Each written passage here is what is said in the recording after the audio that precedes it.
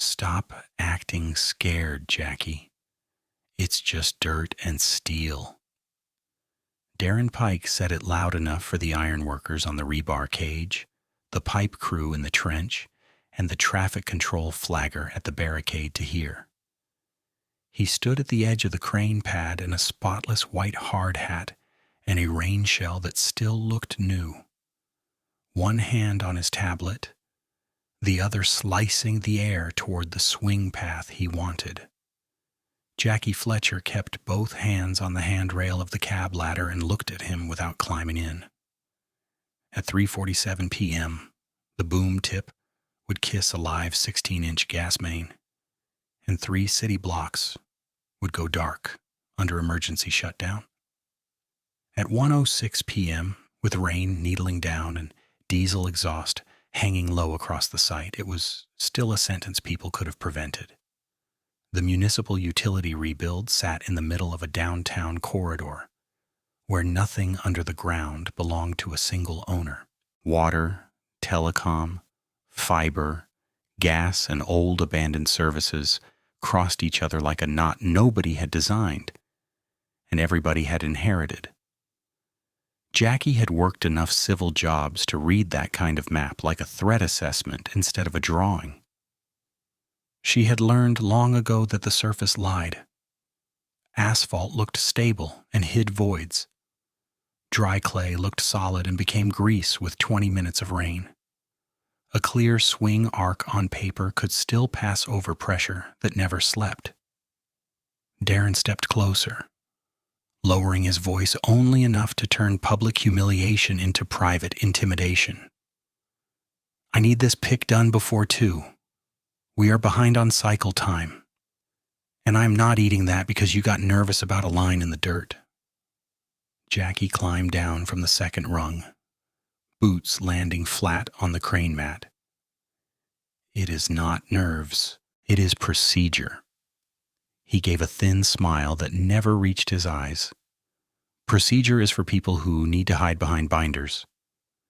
The machine behind her was a 165-ton all-terrain crane, telescopic boom, variable outrigger positions, computer-assisted load moment indicator, anti-2 block, full telemetry logging. On a good day, it was precise. On a rushed day, it was unforgiving. The red indicators on the LMI screen did not care about authority or schedule bonuses. They cared about geometry, weight, radius, and ground reaction force. If those numbers drifted out of envelope, warning tones came first. Then lockout, then physics took control anyway. By the first week of October, Jackie had already watched Darren push 3 separate crews to trim hold points down to 1 signature and move, always with the same logic. Speed fixed everything. He called delays a culture problem, not an engineering reality. He called contingencies padding. He called field judgment attitude. That afternoon, he had a quarterly target tied to crane cycle speed on his dashboard, and everyone on site knew it from how often he refreshed that tablet. He pointed at the hook block hanging still in the rain. Get in the cab and swing the piece. Jackie shook her head once. Pre-lift check still red. It blinks red when you breathe near it. That is not what this warning means. Darren's jaw tightened. You are being lazy. The word hit harder than she expected. Lazy was what people called operators when they did not understand that refusing a bad lift was active work, not avoidance. Lazy was what managers said when they needed a scapegoat before an incident. She looked past him at the crew waiting by the spreader bar. Nobody moved. Men who had mocked caution on other sites were suddenly studying boots, shackles, radios, anything except the argument. Everybody in heavy construction recognized a bad signal when they heard one. Jackie wiped rain from her safety glasses and spoke clear enough for the nearby foreman to hear. My name is Jackie Fletcher. I am a heavy lift crane operator with 19 years on civil sites. I make $146,000 a year because I know where steel ends and physics begins. Darren laughed once, short and sharp. You rehearsed that? No, I earned it. A pickup rolled past the barricade, tires hissing on wet asphalt, and the operator on the radio asked for lane control confirmation. Static answered first, then a clipped acknowledgement from traffic. Routine sounds. Routine job. That was the dangerous part. Catastrophe usually entered wrapped in ordinary noise. Darren stepped into her space until their hard hats were less than a foot apart. Listen carefully. Corporate does not pay for speeches, they pay for lifts. We have a 12,000-pound vault section staged, rigged, and waiting. You are going to pick, boom, slew, and set.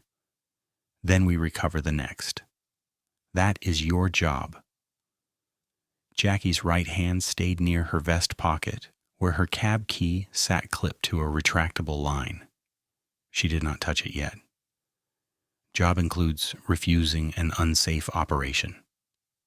He gave her a flat stare. Obsolete mindset, that is your problem. You older operators think every site is a museum piece. We have software now. We have models. We have live dashboards. We also have live gas. He exhaled through his nose and turned half away, projecting his voice again. You hear this?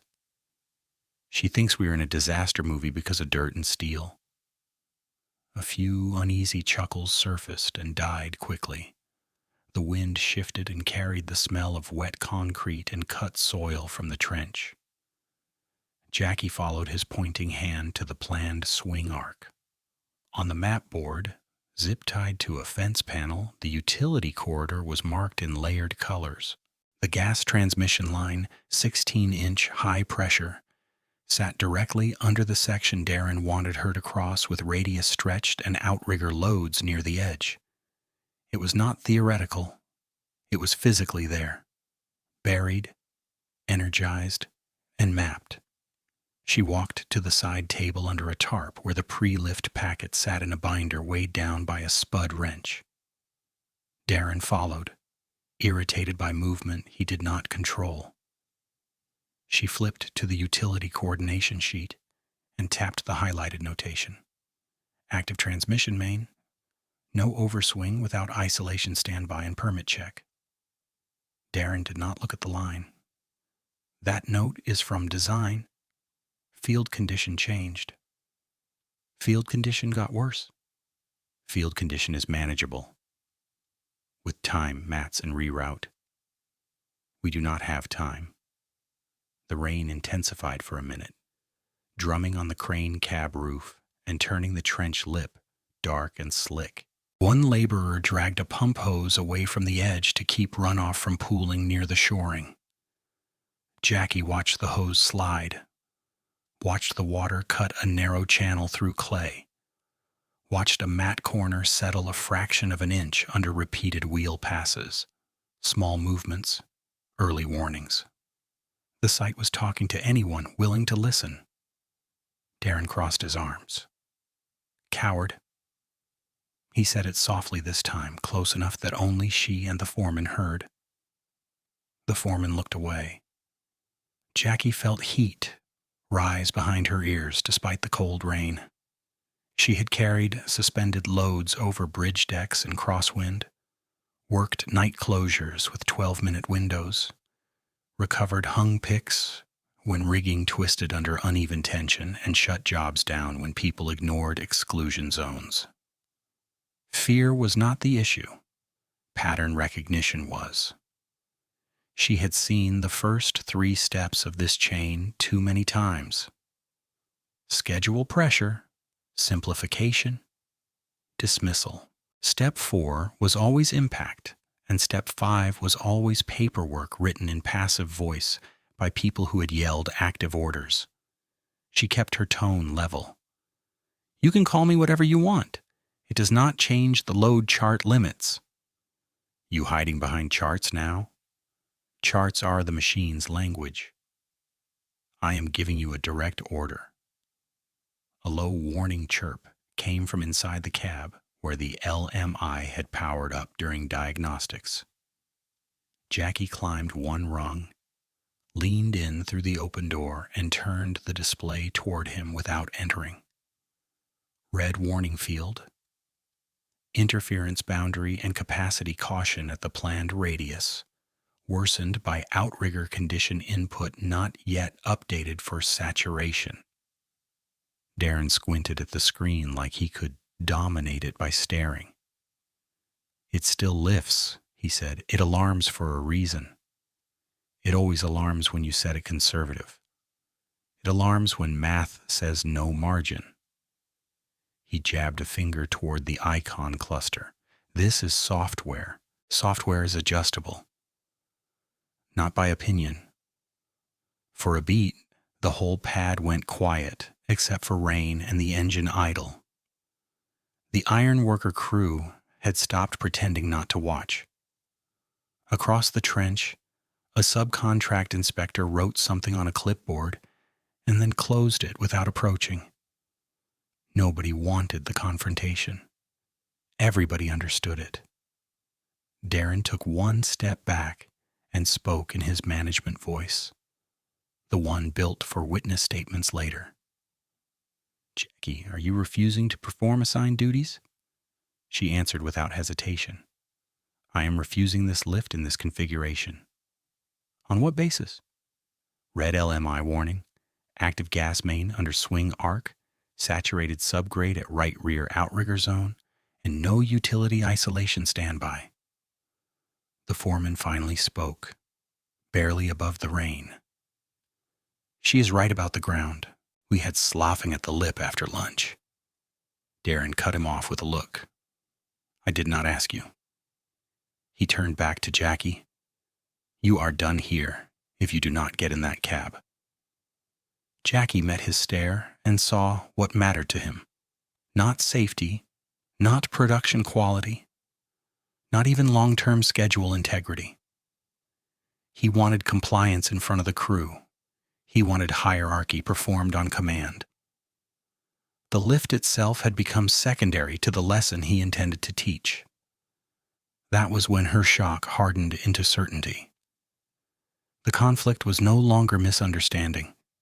It was deliberate. She unclipped her cab key and held it in her palm where he could see it, rainwater beating on the metal. Document your order. I will document my refusal. Darren's expression changed from contempt to irritation edged with panic, quick and almost hidden. You think paperwork protects you? It protects the truth. A radio crackled from the signalman's vest. Pad to management, weather trend rising, visibility dropping. Darren grabbed the handset from the signalman without asking and barked, Stand by. We are proceeding. Jackie set the key on the binder, then picked it up again and clipped it back to her vest. Deliberate. Controlled. She looked at the red LMI screen. Then she looked at Darren Pike. Not with me in the seat. At 1:10 p.m., the rain crossed from nuisance into condition change, and every safe option got slower, more expensive, and more necessary. Darren chose none of them. Rain hit harder, flattening the dust and turning the crane mat seams into thin black channels. Jackie stayed where she was for one long breath, then moved with the calm speed she used when a machine started speaking in warning tones. She did not argue first.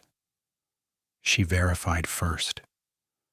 She stepped off the pad and crouched at the right rear outrigger zone, pressing two gloved fingers into the clay at the mat edge. The top crust held for half a second, then gave way to slick paste. She pushed deeper and felt no firm layer until nearly to the second knuckle. Saturation had reached the bearing interface. In plain terms, the crane still looked level, but the ground under one corner had started losing stiffness, and stiffness was what kept the load path predictable. She stood, wiped mud against her thigh, and looked at the mat stack. 2 timber mats over geotextile, no steel spreader plate, wheel rutting from delivery traffic running too close to the corner. It was enough for a routine pick in dry weather. It was not enough for an extended radius swing above an energized utility. "Foreman," she called, voice steady over the rain. "I need a straight edge on this corner." The foreman hesitated, glanced at Darren, then pulled a 4-foot level from the gang box and handed it over. Jackie laid it across the mat seam and sighted the bubble. Off-center, slight but real. She rotated 90 degrees and checked again, worse in the direction of the trench. Then she asked for a tape, hooked one end to a painted reference line on the outrigger foot frame, and took a quick differential to the mat surface. 3/8 drop since pre-lunch, she said. Darren spread his hands. 3/8 is not a collapse.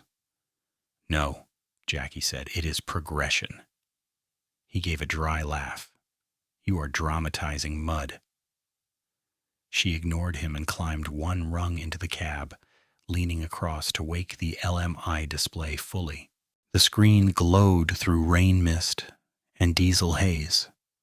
Rated capacity bar in amber near the planned radius.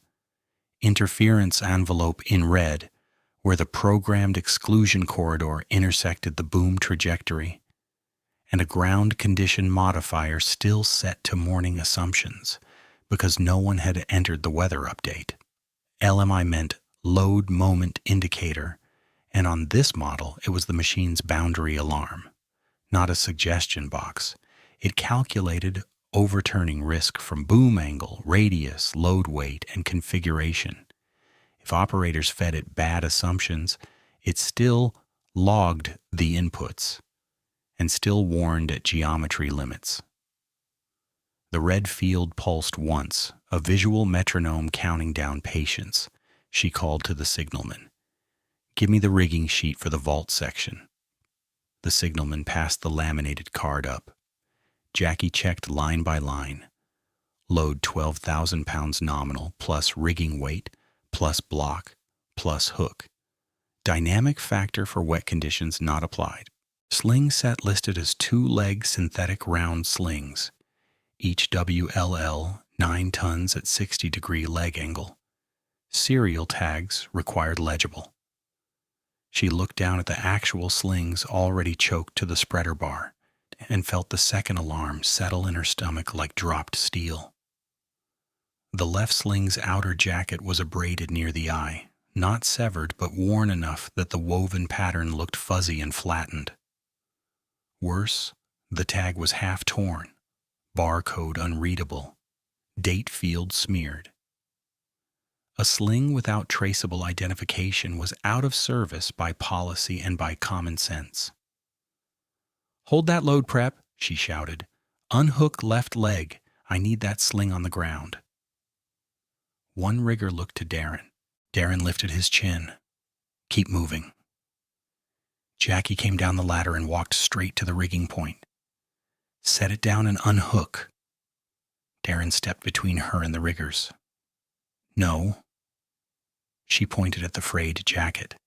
"That sling is compromised. It is surface wear. You do not know that. I can see it. You can see the cover. You cannot see the core yarn condition in rain, grit, and load history with the tag missing."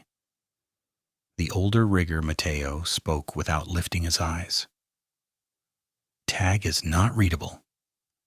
Darren snapped. "I did not ask for a committee." Jackie took the sling in both hands and rolled the damaged section under her palm, feeling for stiffness and flat spots. Synthetic round slings failed in an ugly way when core fibers had been heat damaged or overloaded. They looked serviceable right up to the instant they were not. She bent closer. Fine grit was embedded in the fibers like sandpaper. There was also a dark line that might have been old oil or a chemical stain. Not decisive alone, but in combination with missing identification and weather exposure. It crossed the threshold from concern to reject. She held the sling out. This goes to quarantine bin now. Darren's face tightened. You are manufacturing reasons? Jackie shook her head.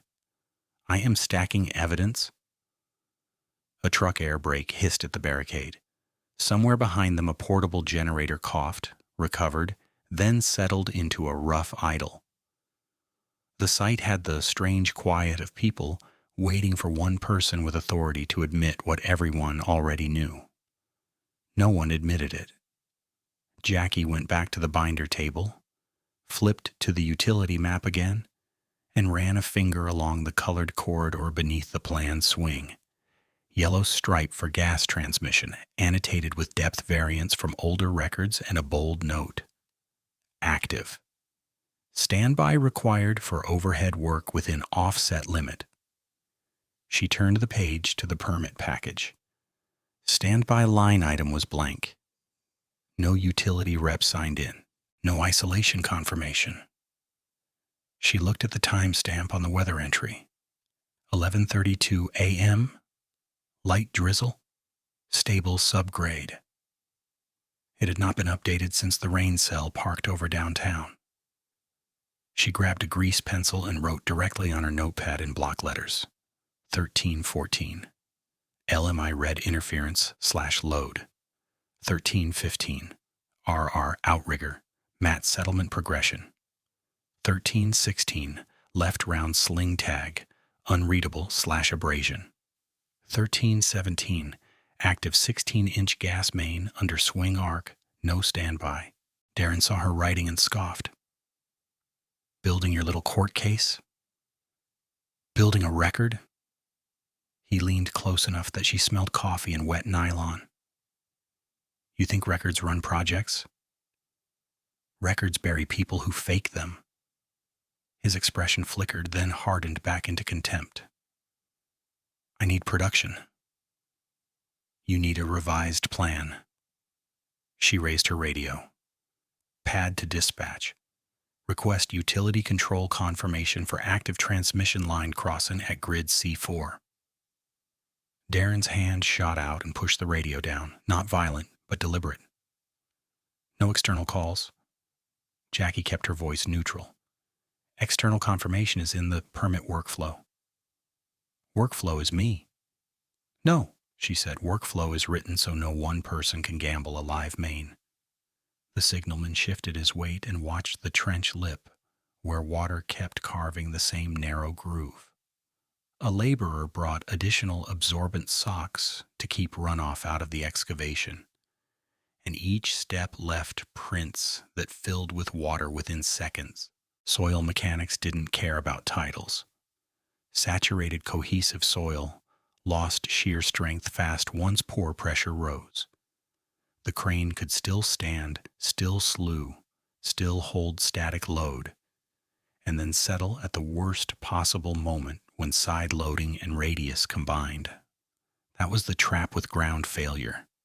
It waited until motion amplified it.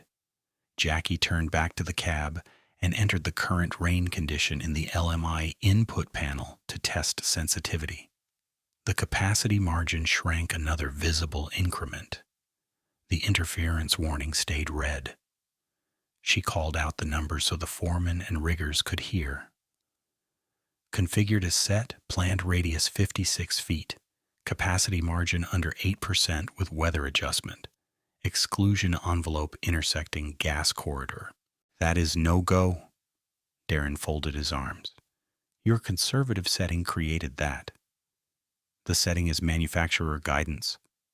Manufacturer does not run this site. Manufacturer wrote the limits after failure investigations. He smiled without humor. There it is. Fear again. Jackie stepped down and faced him squarely. Not fear. Consequence mapping.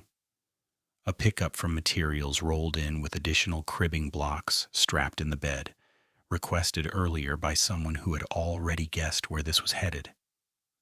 Darren saw it, swore under his breath, and waved it away. Take that back. We are not rebuilding the pad. The driver looked at Jackie, then at Darren, uncertain. Jackie answered first. Leave it by the fence. Darren barked. I said take it back. The driver froze until Darren walked toward him, then reversed out slowly and disappeared behind Jersey barriers. Small, costly decision. Jackie tracked it anyway. Every rejected mitigation made the chain tighter. At 1:22 p.m., rainwater ran off the boom in continuous lines and drummed against the hook block. Jackie asked for a dry rag, wiped the LMI bezel so there would be no excuse that glare hid the warning, and snapped 2 photos with her phone. Full screen with timestamp, and close-up of the red interference icon with configured radius visible. She took a 3rd photo of the sling tag, zooming until the torn barcode and unreadable serial field filled the frame. Then she photographed the utility board, showing active line annotation and blank standby signature. She stored copies to a secure folder, automatically synced to cloud, because phones got lost and stories changed. Darren saw the camera angle and shook his head. You are done operating if you keep playing investigator. I am done operating if I ignore this. He pointed toward the cab. Get in. No. Direct order. Unsafe order. He stepped closer. Final chance. Jackie did not move. Replace the sling restage mats, rerun load path clear of gas corridor, get utility standby, then we talk. That adds half a day. It adds a margin. Margin does not pay penalties. Rupture pays more. For a moment he looked past her to the crew, calculating whether he still held the room. She watched that calculation and understood the next move would not be technical. It would be hierarchical. He pulled his tablet up, stabbed at the screen, and started dictating to payroll over headset, loud enough for witnesses. Prepare termination packet for refusal to perform assigned operation.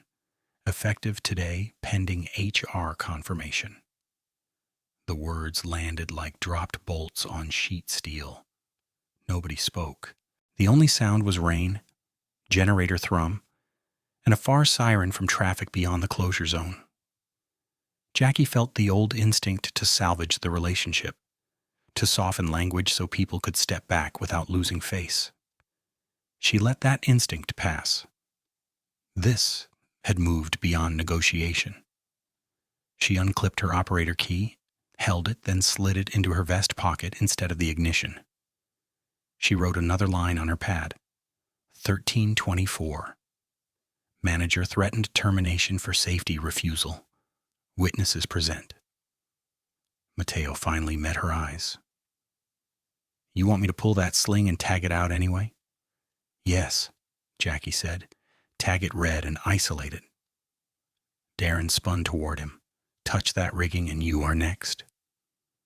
Mateo lowered his gaze and stepped back, jaw set. Jackie turned to the foreman. You still have yesterday's utility contact sheet? He nodded once, barely. Keep it. Darren snapped. No one is calling anyone. Jackie answered without raising her voice. Then no one can claim ignorance later. At 1:27 p.m., the LMI warning chirped again, a short electronic pulse from the cab that cut through rain like a metronome tick. Jackie looked at that machine, then at the trench, then at the marked gas corridor beneath both, and the technical alarm became absolute in her mind. Not a maybe, not a personality clash, not a rough day. A deterministic chain with measurable inputs and a predictable failure mode. She took one last walk along the planned swing line, boots sliding slightly on wet mat grain. She stopped where the boom tip would pass closest to the buried main and watched water bead on painted steel. This is the strike corridor, she said aloud, mostly for the record, mostly for herself. Any settlement or yaw puts metal over live transmission. Darren threw up his hands. Drama. Jackie faced him and spoke in the same tone she used for lift briefings. Red sensor compromised rigging, saturated subgrade, active gas corridor. 4 independent no-go conditions. 1 alone stops the lift. 4 make it reckless. He stared at her, tablet clutched in one hand like a verdict already signed. You are refusing. I am recording. He turned away and called for a junior operator by name, voice sharp, with forced confidence. As that name echoed across wet steel and trench water, Jackie understood the technical phase was over. The alarm had been identified, explained, witnessed, and ignored. The next phase would be power. Junior operator, get over here and put this crane to work, Darren shouted across the pad, not taking his eyes off Jackie. His voice bounced off wet trench plates and came back thinner, but the intent stayed sharp. Jackie watched a young operator in a blue rain jacket look up from the tool trailer, hesitate, then start walking toward them with the careful pace of someone who already understood he was being pulled into somebody else's fight. She stepped half a pace toward the cab ladder and planted herself between Darren and the door. Do not bring him into this blind, she said. You want a handoff? We do a handoff briefing with current conditions, not your version. Darren gave a small, contemptuous shake of his head. You do not run this site anymore. I run the risk statement while my name is still attached to this machine. He raised his tablet as if it were a badge.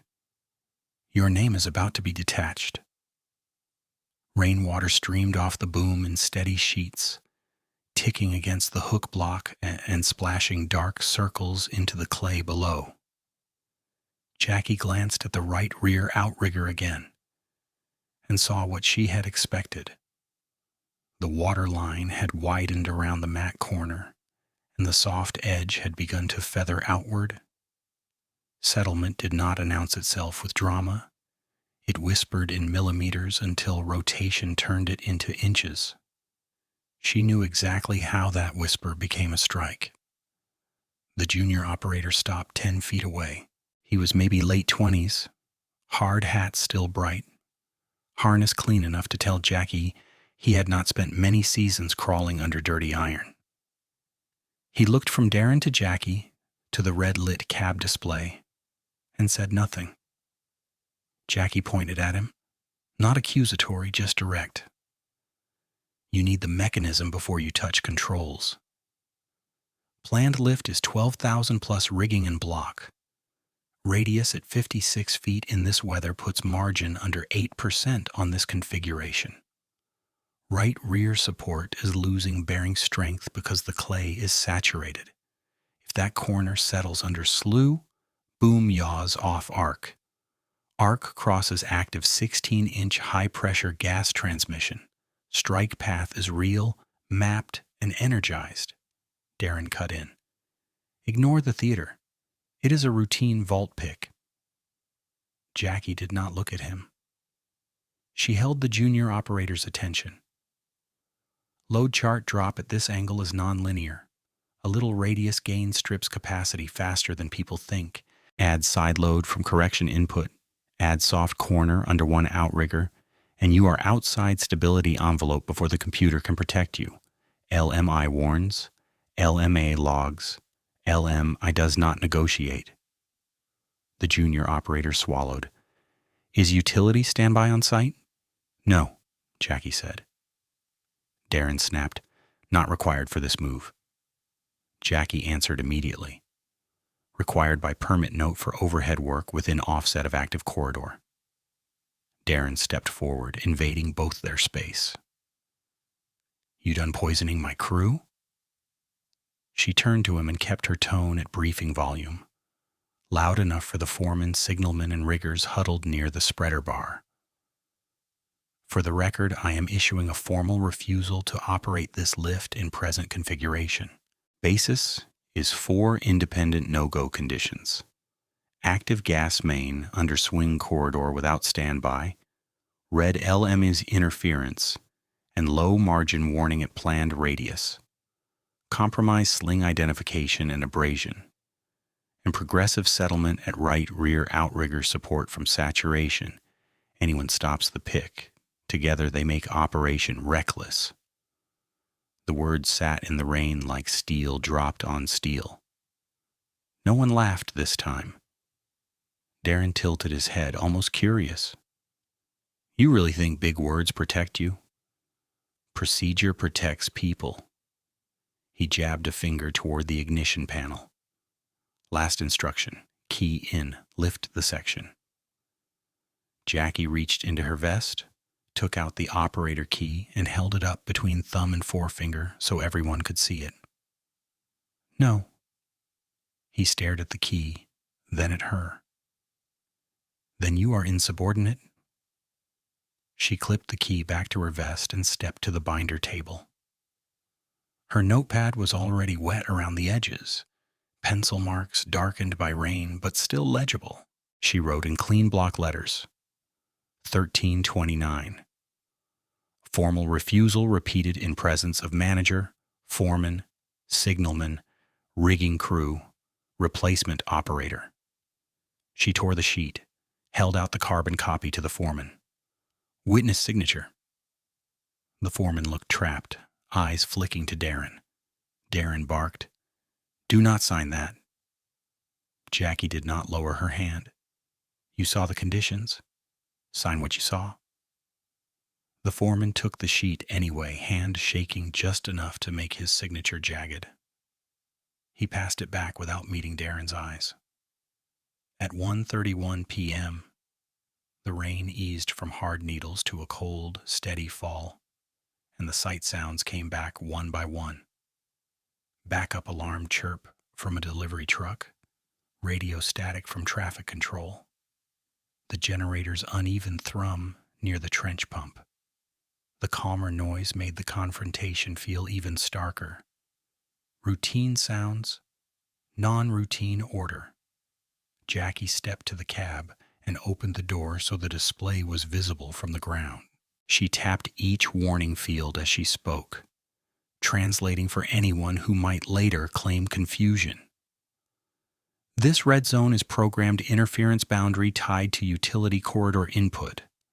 This amber bar is rated capacity margin at current radius and boom angle. This icon means current setup is near lockout threshold if radius increases or support shifts. If support shifts under rotation, sensor lag is measured in moments, not miracles. Darren rolled his eyes. She is narrating a screen.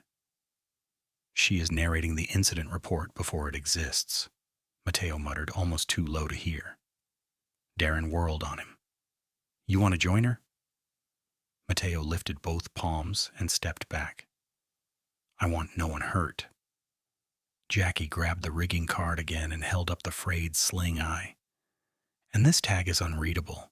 No serial, no inspection trace, no legal use. Darren snapped.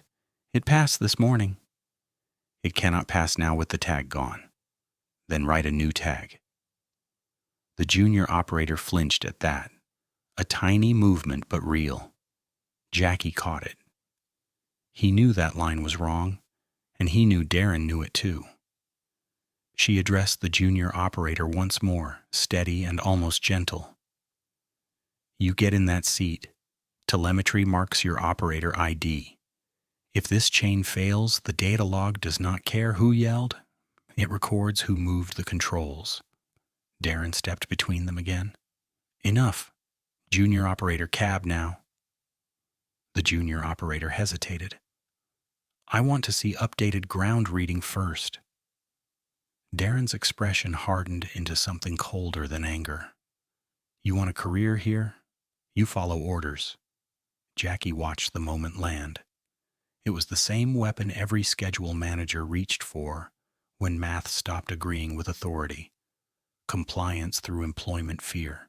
She had seen good workers fold under it, not because they were reckless, but because mortgages were louder than caution after enough pressure. She keyed her radio and spoke clearly into the open channel. "Dispatch, this is Operator Fletcher at Grid C4, recording refusal of unsafe lift due to active gas corridor conflict, red LMI warning, and ground settlement. Request acknowledgement." Static hissed. Then dispatch answered, clipped and careful. "Fletcher, copy your statement. Management contact required for action." Darren lunged and took the radio from her hand. "Dispatch, disregard. Personnel issue being handled." He released the transmit button and handed the radio back with a smile that looked practiced. "Happy now? You got your little note in the ether." She clipped the radio to her vest. "I got time and channel." He pulled his phone, tapped to speaker, and said, "Payroll Darren Pike. Prepare immediate termination packet for Jackie Fletcher. Refusal to execute assigned lift, witness present. Send HR notification now." A distant voice acknowledged, formal and uneasy. Darren ended the call and looked around like he expected applause. No one moved. Power pressure was never subtle once it started. It came as public humiliation, then administrative threat, then replacement, to prove that safety was optional and hierarchy was permanent.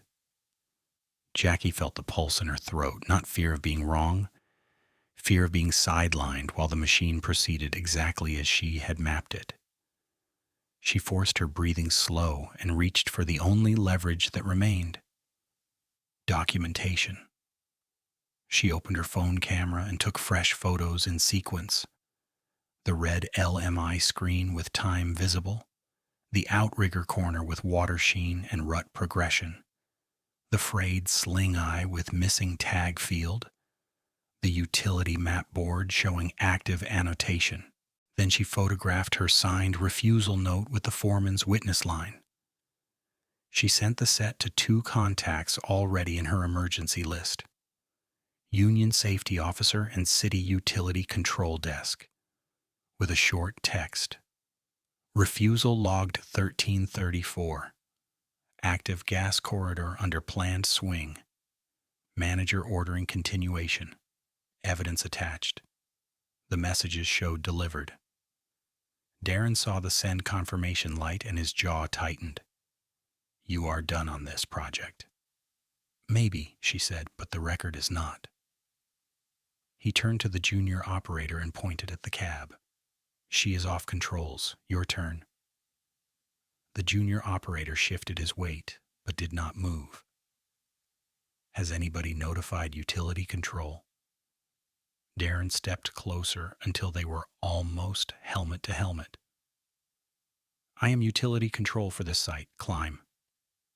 Jackie intervened, voice sharp now. "No." He asked a valid hold point question. Darren rounded on her. "You are not in chain of command. I am still licensed on this machine and still physically present at the hazard." He made a dismissive noise and barked to the signalman. "Take her access badge." The signalman froze. "I do not handle badge control." "Then get security." "We do not have security on this closure." For a second, Darren seemed to realize he had outrun his own infrastructure. He pivoted fast, choosing a different route. "Fine. Jackie, remove yourself from the pad. Right now, you are relieved." She looked at the crane, then the trench, then the painted stakes marking the gas corridor beneath. Walking away felt like surrender, but staying close enough to interfere would hand Darren a clean excuse to frame the refusal as obstruction. She needed visibility and distance both. "I am stepping to muster fence," she said. "I am not leaving sight." "Do whatever you want off my pad." She nodded once, then addressed the foreman and signalman so there would be no ambiguity. "If this proceeds, Call out every movement and every alarm on open channel. No private chatter. If you see settlement, you stop by signal, not by permission." Darren laughed without humor. "You think you still give orders?" "No," she said. "I think physics still gives consequences."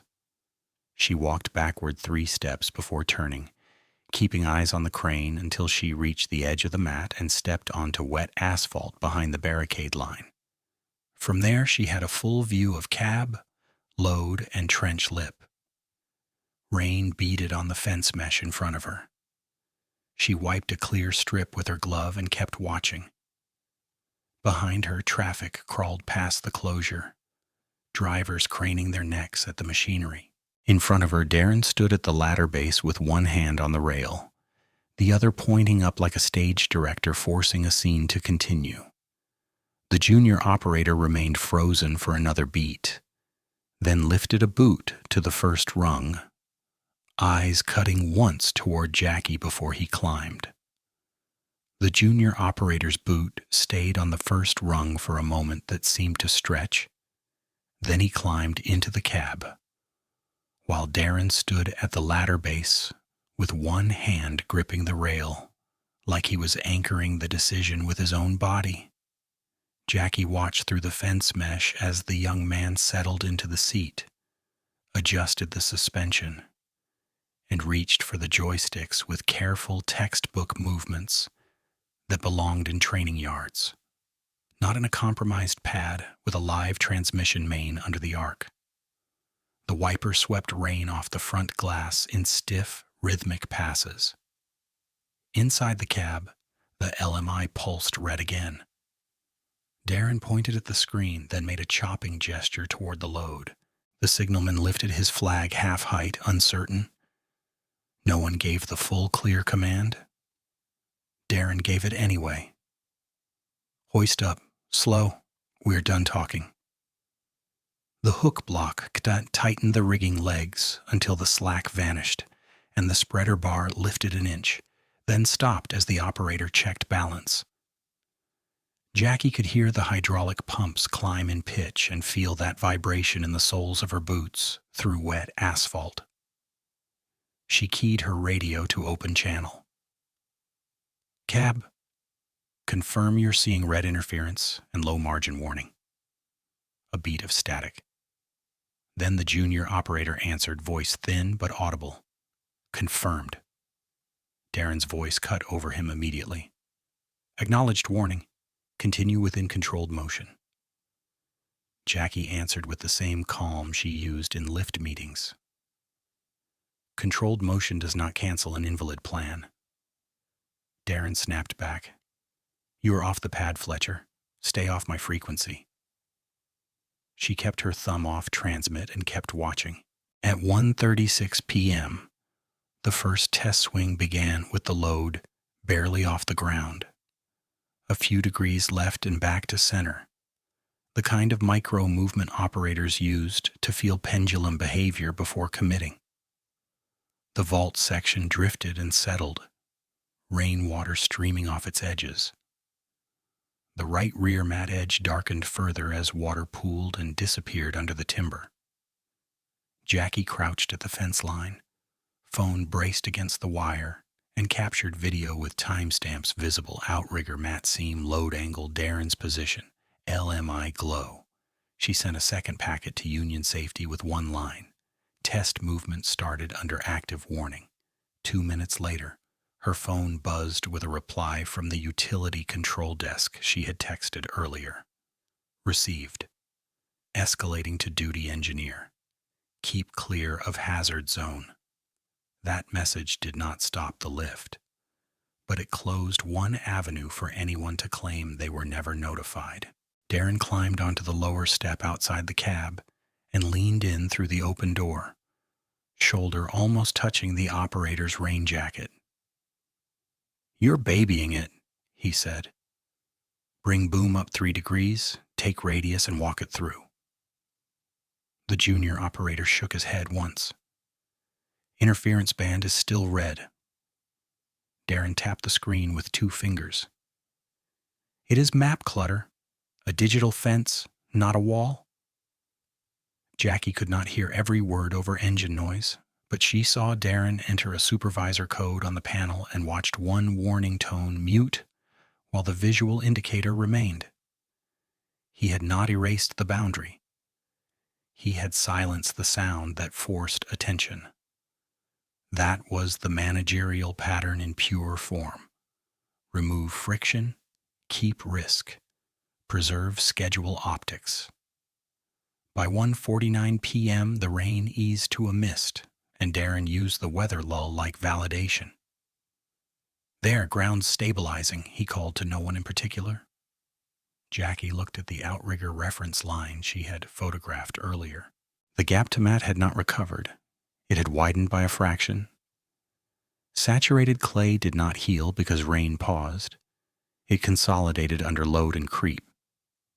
She keyed dispatch again. Grid C4, warning tone manually muted by management input. Request immediate safety hold. Dispatch came back guarded. "Copy, Fletcher. Escalating to project management." No hold order followed. Darren heard enough to understand and pulled his own radio. "Dispatch, site manager. Operation remains authorized." He lowered the handset and glanced at Jackie through the rain with a look that was less triumph than strain. At 2:07 p.m., a city utility duty engineer called the foreman's phone. Jackie saw the foreman answer under the tarp. Listen, then look toward Darren. Darren took the phone without asking. He turned his back, but his voice carried. "Yes, crossing is on revised alignment. No, we are not overactive corridor. Map layer was legacy." He ended the call and handed the phone back. The foreman did not move for several seconds. Jackie walked 3 steps closer to the barricade and said, "That call gets logged on their side." Darren answered without facing her. "Then they can read their own logs."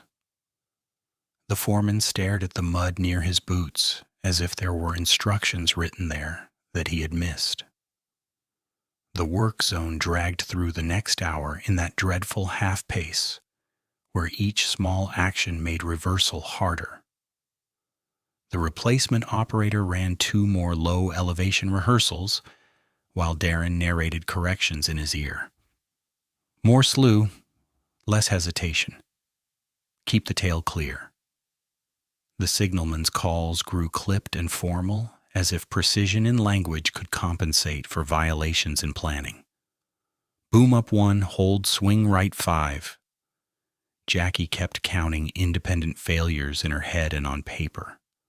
Compromised rigging still in service, active gas corridor still unisolated, no standby truck, saturated support, warning still red. At 2:40 p.m., Darren called the foreman back to the tablet and said, loud enough for the nearby crew to hear, "Open the lift plan revision. Corridor status set inactive.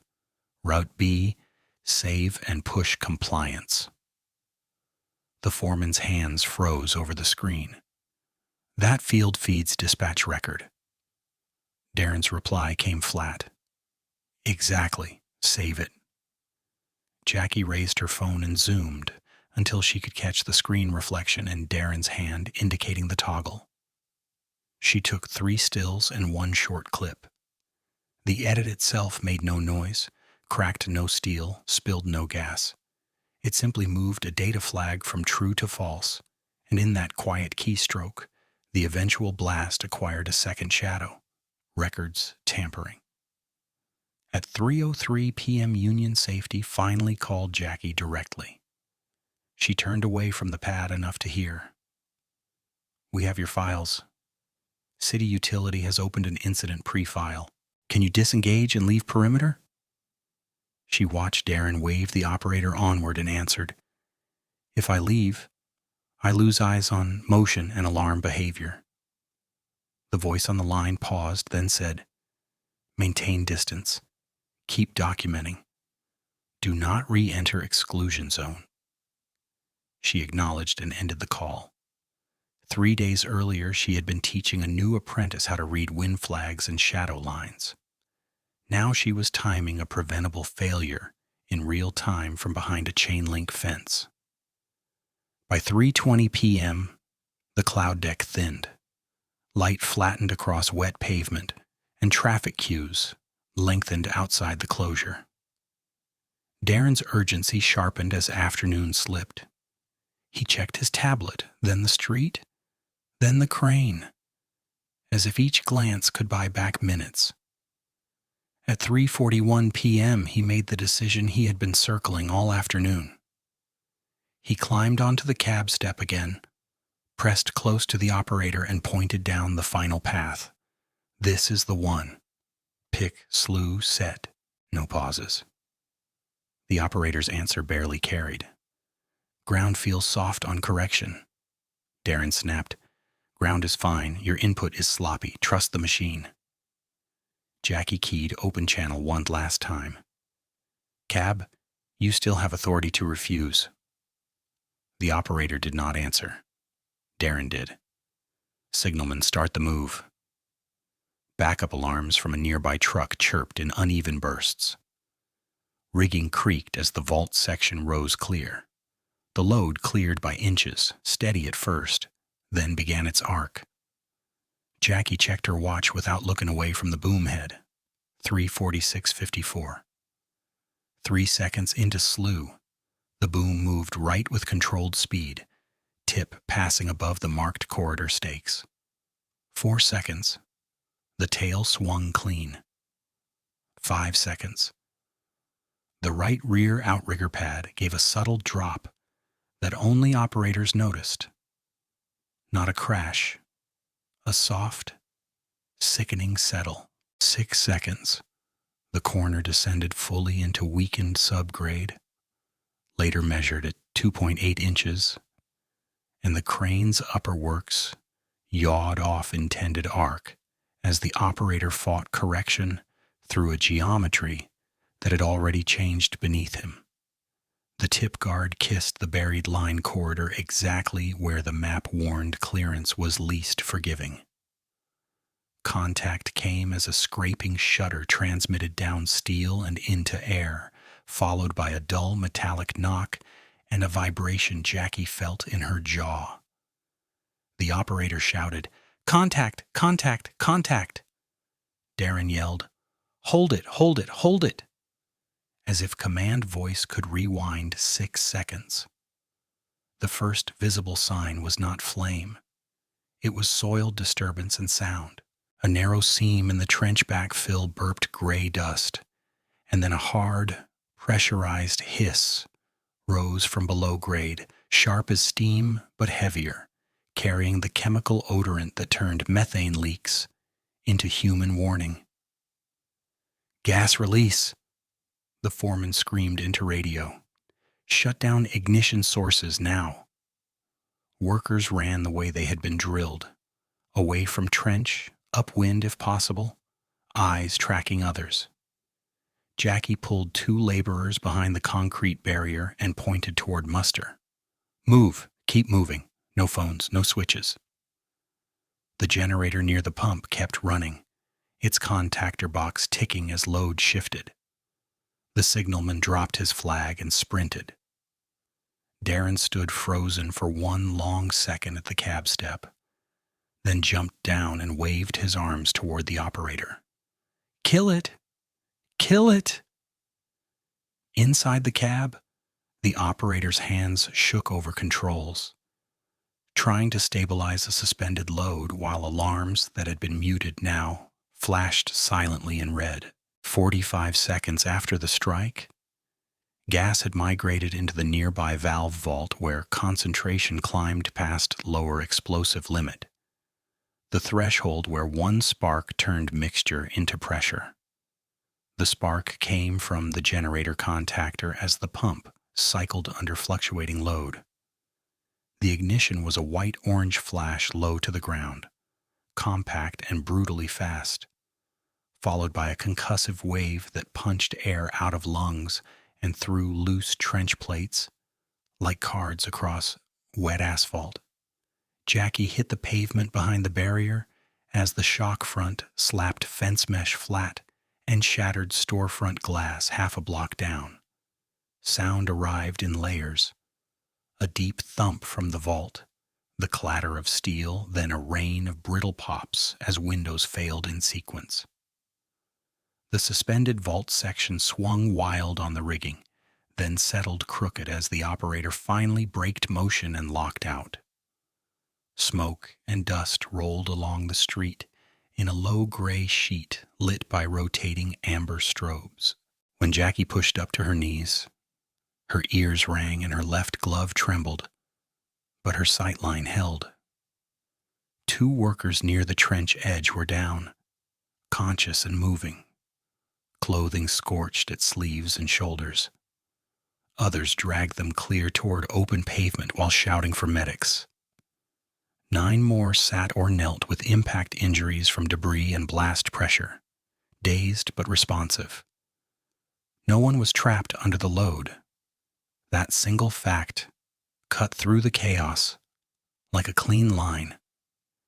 Darren staggered near the cab with his hard hat gone, face ashen, still trying to shout over alarms and sirens that were now rising from every direction. Jackie grabbed her radio and forced her voice steady. "Mayday, mayday, mayday! Grid C4 gas main strike with ignition and valve vault. Multiple injuries, active leak.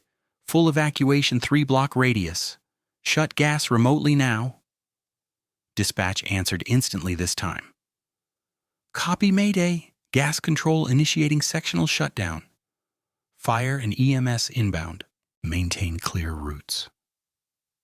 Jackie stayed behind cover, counting heads through smoke, watching the crane she had refused to run stand tilted and silent over a street that had just paid for 4 saved hours in the only currency physics accepted. The first fire engine hit the barricade line less than 2 minutes after dispatch acknowledged her mayday, red lights strobing against wet storefront glass and drifting dust. Jackie stayed crouched behind the concrete barrier until a captain in turnout gear pointed and shouted, "If you can walk, move to the north muster now. No ignition sources, no vehicles, no radios near the trench." She unclipped her handset, killed power, and waved the nearest laborers into motion.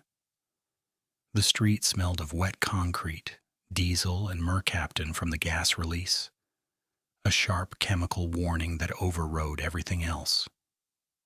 A second engine arrived from the opposite end of the closure. Then a battalion SUV, then utility response trucks with magnetic placards and hard cases full of valve keys and atmospheric monitors. The site that Darren had treated like a productivity spreadsheet turned into an incident command grid in under 5 minutes. Cones moved. Zones got marked.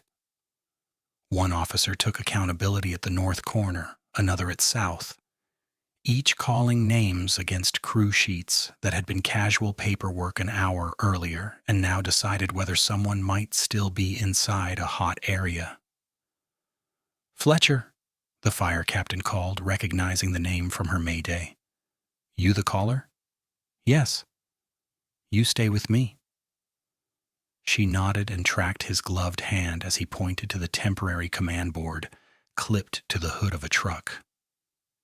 "Give me sequence, short and exact." Jackie gave him the chain in operational language, stripped of emotion and ego. Unsafe lift proceeded under red LMI interference warning. Active 16-inch gas transmission under planned arc. Right rear outriggers settled in saturated subgrade during final slew, approximately 2.8 inches by later tape check. Boom yawed off path. Tip guard contacted corridor. Pressurized release followed. Ignition occurred roughly 45 seconds later in valve vault from generator contactor cycle. He repeated each element back, checking precision. "Any fatalities on your count?" "No." "Injuries?" 2 severe burns, 9 minor trauma from blast and debris, all moved out of immediate hazard zone. By 3:58 p.m., EMS had both severe burn patients loaded and en route, conscious and monitored, while medics treated the rest on folding chairs under a bus shelter outside the perimeter. Jackie watched one paramedic tape a bandage over a forehead cut, another check pupils with a pen light, another repeat orientation questions until answers steadied. Nobody grandstanded, nobody yelled. Professional triage ran on checklists the same way good crane work did. The gas utility supervisor arrived in orange rain gear and went straight to command. Sectional shut is in progress. We are isolating upstream and downstream blocks now. Expect pressure bleed period. He turned to his technician. Vault readings every 30 seconds. Confirm LEL trends. LEL meant lower explosive limit, the concentration threshold where fuel-air mix could ignite. The numbers came back in clipped intervals over handhelds, each call out a piece of the street's chemistry, becoming less lethal. Darren drifted near command twice, trying to insert himself. I'm site manager, I can explain. The battalion chief cut him off both times. You'll explain in the statement queue. Stand behind the tape. The second correction landed harder because witnesses heard it. Darren stepped back, soaked and pale, no hard hat, tablet still in his hand like he had forgotten why he was carrying it. For the first time all day, hierarchy did not move anyone. At 4:12 p.m., the utility supervisor confirmed full sectional isolation. Flow stopped, residual pressure bleeding down.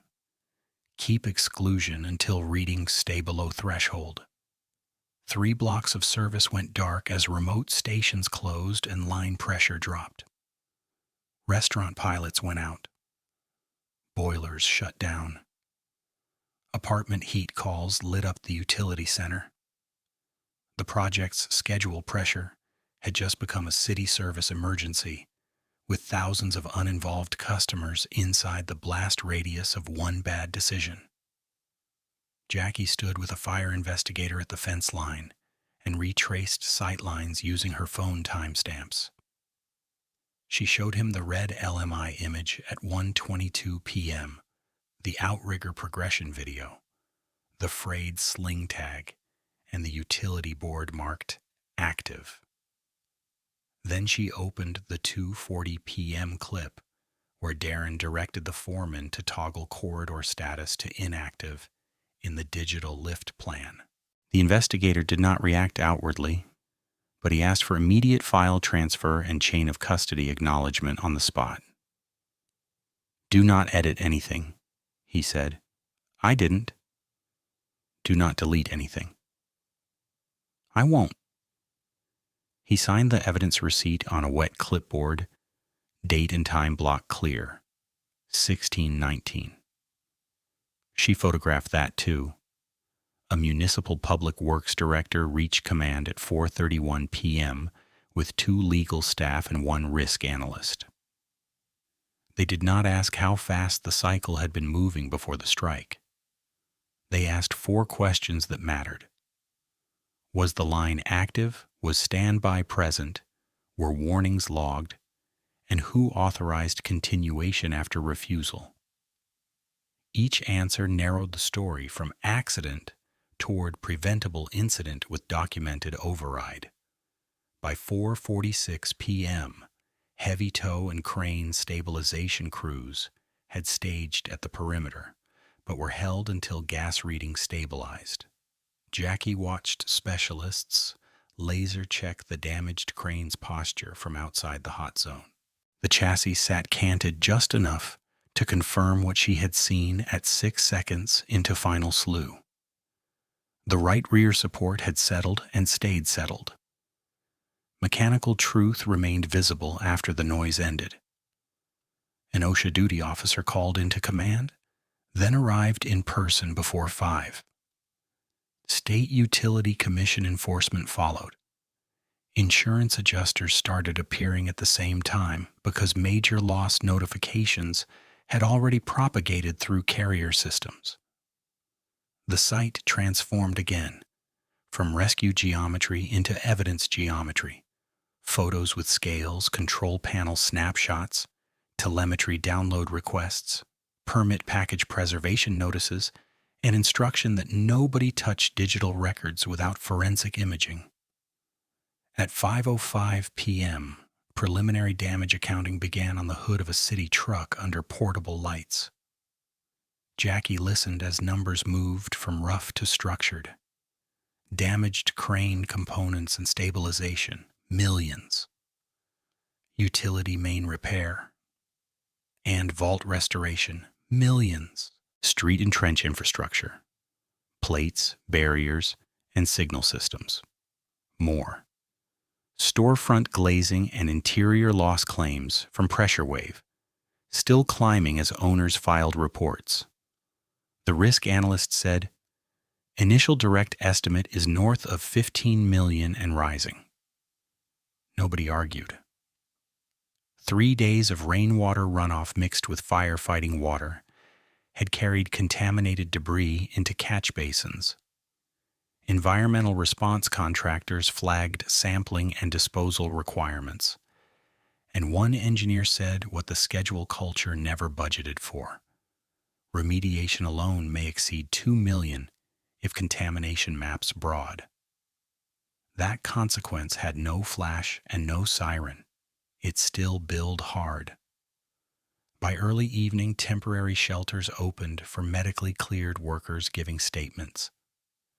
Jackie sat at a folding table with black coffee she never drank and answered the same timeline for different agencies: fire investigator, OSHA intake, utility enforcement, city legal. Each interview tested consistency by design.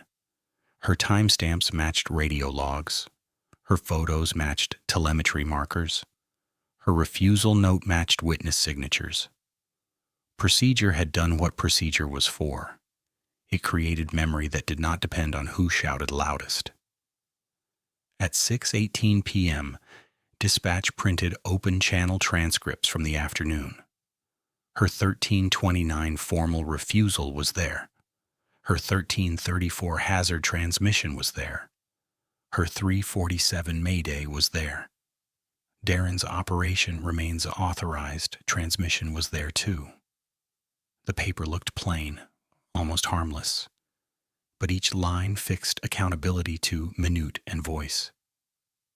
The foreman, exhausted and mud-streaked, sat 2 tables away while a commission investigator asked about the digital lift plan edit. Jackie could not hear every answer, only fragments.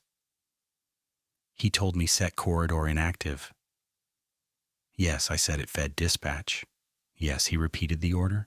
The investigator asked for device access and server audit logs. The foreman nodded and surrendered credentials without protest. At 7:02 p.m., the utility control desk issued public outage figures to command. 11,400 customers without gas service pending pressure testing and phased relight. Estimated restoration window: up to 19 hours if no secondary damage appeared. That number landed with a different kind of weight than the injury count. It quantified how far one illegal lift reached beyond the pad. Insurance adjusted its posture as records arrived. One carrier representative, voice flat, told City Legal in Jackie's hearing, if corridor status was knowingly falsified from active to inactive, coverage reservation escalates to potential denial for material misrepresentation. The phrase sounded corporate and bloodless. Its practical meaning was simple. The company could be left carrying losses it expected insurance to absorb. At 7:40 p.m., Command released updated casualty status. 2 severe burn injuries stabilized in specialized care. 9 minor trauma cases treated and released or under observation. No fatalities. The site exhaled around that last line. Severe did not mean fatal, and in industrial incidents that distinction mattered ethically and operationally. The tone stayed grave, but one worst outcome had been avoided. Night settled fully by the time temporary light towers painted the wet street white. Glass crews boarded broken storefronts. Utility teams worked valve pits in rotating pairs, meter by meter, reading instruments and documenting every step for regulators who were now embedded in the process. Jackie stood near the muster board while Union Safety reviewed her evidence packet against agency request lists. "Anything missing?" he asked. "Not from my side," she said. He checked the receipt copy.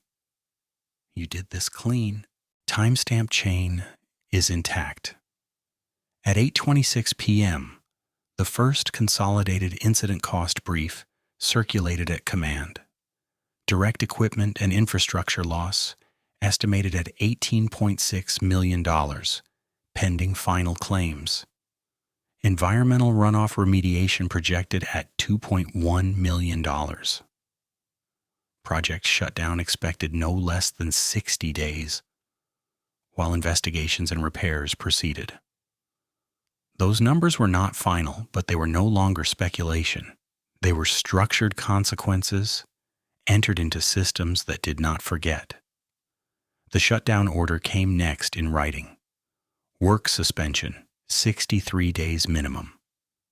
Return conditions, regulator clearance, independent geotechnical recertification of crane pads, revised utility coordination protocol, third-party lift plan audit, mandatory supervisor retraining, and documented non-retaliation protections for refusal rights. The irony was hard and clean. Darren had tried to save 4 hours.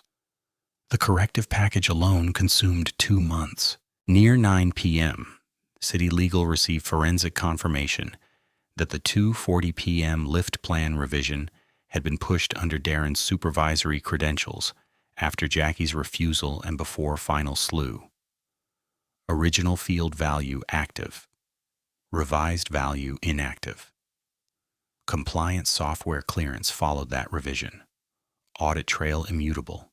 That single data event shifted the legal frame from ordinary negligence toward deliberate records tampering. When investigators informed command, no one raised a voice. The room got quieter. The battalion chief wrote the update on the board. The utility commission attorney underlined it once and closed her folder. Jackie stepped outside the light spill to the edge of the barricade and looked back at the crane silhouette over the torn street. She could still hear Darren's afternoon line in her memory, the one about dirt and steel. Dirt had settled. Steel had moved. Gas had followed pressure law exactly. Nothing about the chain was random. At 9:17 p.m., as crews prepared overnight rotation, she gave one final supplemental statement to OSHA and signed it with cramped fingers. The closing question was the same one investigators always asked after preventable incidents. "Why did you refuse?" Her answer stayed unchanged. Because the machine and the ground were both telling the same story, and the plan was falsified to hide it. She handed back the pen. Behind her, command boards carried the first hard ledger of the day. 2 severe injuries, 9 minor injuries, 11,400 customers out, $18.6 million direct loss, $2.1 million remediation projection, 63-day shutdown, active regulatory and criminal referrals. The reckoning had stopped being emotional and started being permanent record. She handed back the pen at 9:17 p.m., and the OSHA officer did not leave. The initial evidence transfer receipt from 1619 was already complete and logged. This was the supplemental chain of custody intake for expanded extraction and physical item imaging. He opened a hard case on the tailgate beside her and said, "We close chain of custody now, not tomorrow. Phone, cloud mirror, and originals." Jackie unlocked her phone with stiff fingers while rain ticked on the case lid. The fire investigator stood on her left, Union Safety on her right, and each file moved one by one onto a forensic drive with a hash value read aloud after transfer. Red LMI screen at 1322, outrigger seam video at 1336, frayed sling tag close-up, utility board marked active, refusal note with foreman's signature, clip of Darren directing the 2:40 p.m. corridor edit to inactive. The investigator paused at that one, replayed it, then tagged it. Exhibit 14C. "This is the intent piece," he said quietly. Jackie signed the supplemental digital receipt. Then she signed a second receipt for the paper copy of her refusal note and the handwritten pad pages she had protected in a zip bag. No item stayed informal. No item stayed in her pocket.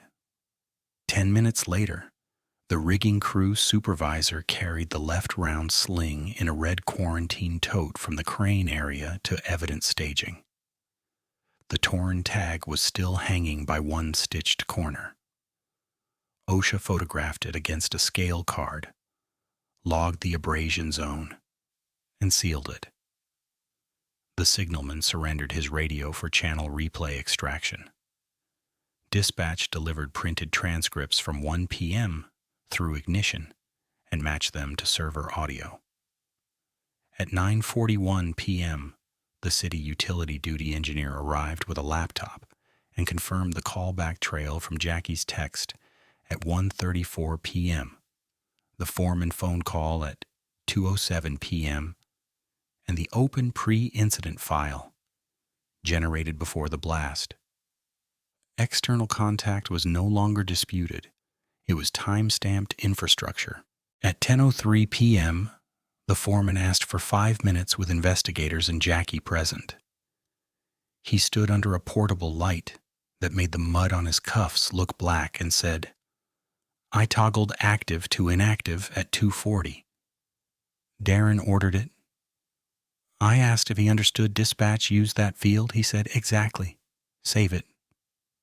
The utility commission attorney asked, "Did anyone pressure you to alter this statement?" "No." "Did anyone besides Mr. Pike touch the supervisor credential?" "No." He signed a sworn statement with both hands flat on the table after, as if steadying himself. The loaded silence he had carried all afternoon finally resolved into testimony. At 10:27 p.m., the junior operator gave his recorded interview. He did not try to protect himself with vagueness. "I confirmed red interference on open channel." He entered supervisor code and muted the warning tone. Visual stayed red. He told me map was clutter and to run final slew with no pauses. The investigator asked, "Why did you proceed?" The young man swallowed and answered, "He told me if I wanted a career, I followed orders." Jackie watched him look at the floor for a long moment, then look up and add, "She told me I still had authority to refuse. She was right." His earlier glance toward her at the ladder found its meaning in the record. The rigging crew supervisor came in after midnight, boots still wet, and repeated what he had said under his breath on the pad. She was narrating the incident report before it existed. He identified the sling as reject condition before lift and confirmed he had been threatened when he moved to tag it out. The subcontract inspector, who'd written on a clipboard and walked away, never returned that night and never filed an independent statement with command. 2 weeks later, the board report noted his non-participation in one line and moved on without him. The gap was acknowledged, not hidden. By 6:40 a.m., the next morning, Jackie sat in a municipal conference room that smelled like burned coffee and copier toner.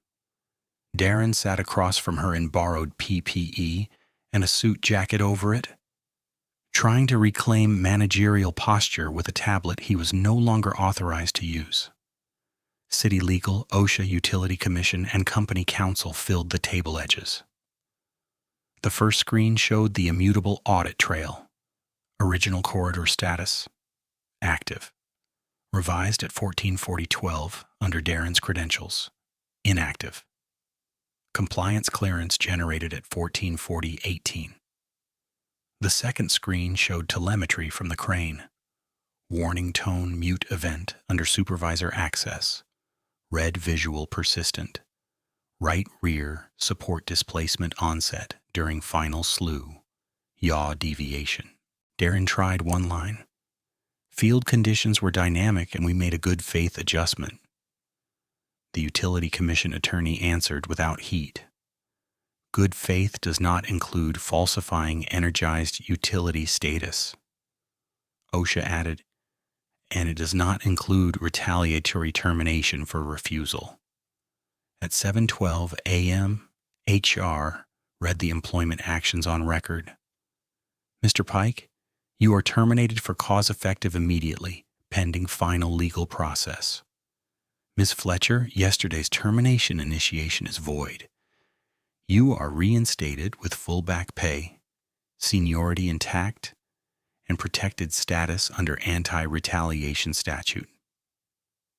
Jackie signed her reinstatement acknowledgement beside the same payroll manager who had queued her termination packet the day before. He did not make eye contact when he slid the form. She signed anyway, date precise. The legal sequence tightened over the next hearings, but it unfolded in rooms, not summaries. On the third Thursday of October, the OSHA citation conference ran 4 hours. The compliance officer read each willful citation aloud, each tied to a specific action and timestamp. Operation under active warning, failure to isolate utility hazard, use of unverified rigging, records falsification, retaliation threat. Company counsel contested 2 language points and conceded the core facts. At 2:18 p.m., fines were entered. At 2:24 p.m., mandatory third-party supervision and refusal right retraining were ordered for all site managers. Jackie was asked one question by the panel chair. Was your refusal based on personal conflict? She answered, it was based on 4 independent no-go conditions and 1 falsified record. The chair nodded and moved to findings. 3 days later, the insurer coverage conference took place by speakerphone in a room with the blinds half closed against hard noon light. The carrier representative's voice was flat as sheet metal. Material misrepresentation confirmed. Corridor status edited from active to inactive after hazard objection. Coverage denied for major loss categories under fraud and concealment exclusions. Company finance asked for reconsideration. The answer was immediate. Reservation upheld. Small shortcut, massive loss. The dark arithmetic Darren had mocked now sat in contractual language no shouting could bend. On November 9th at 9 a.m., Darren entered county court in a hard hat and suit, exactly the costume of authority he had used on the pad.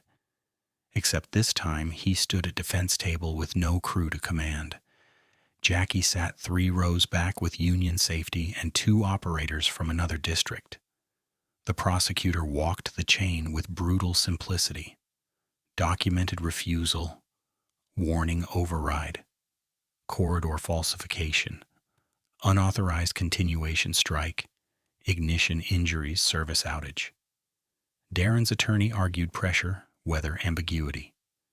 Then the prosecutor played Exhibit 14C. Darren's own voice.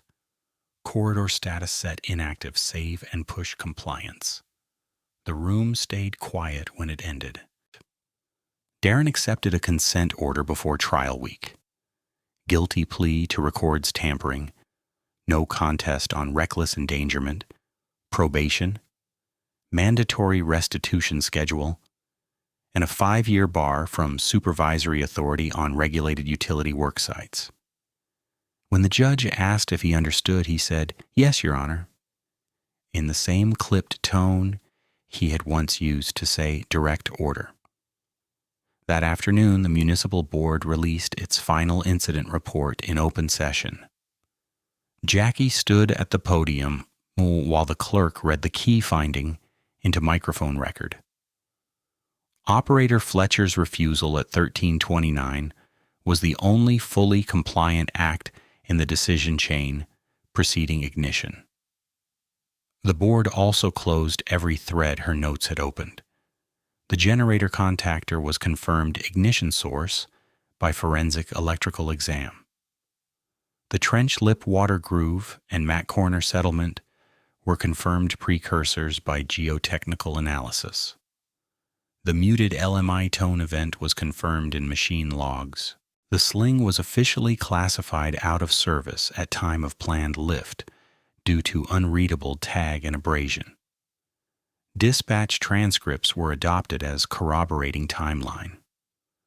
Utility control callback logs were entered.